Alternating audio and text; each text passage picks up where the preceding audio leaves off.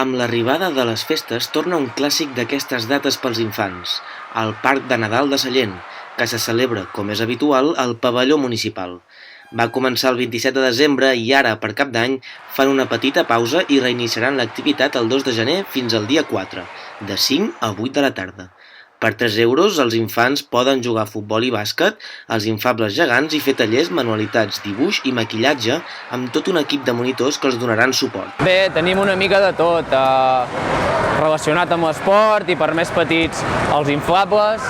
Tenim de 0 a 6 anys, que diem, que és per nanos que encara quasi bé ni caminen, i llavors tenim altres inflables que ja són per més ganàpies, que aquests sí que ja es poden moure més, córrer, saltar, empantar-se, de tot una mica.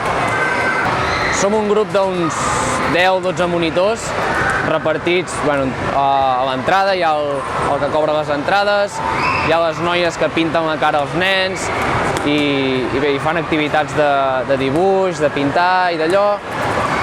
I llavors som un grup de 7 monitors que anem rotant en les diferents activitats i bé, llavors els que estan més especialitzats en bàsquet doncs es fiquen a les activitats de bàsquet, els de futbol i anem fent. El Parc de Nadal és una activitat consolidada al calendari nadalenc de Sallent i que en els últims anys ha anat a l'alça, atraient cada cop a més persones. L'any passat va haver-hi gairebé 1 miler d'assistents.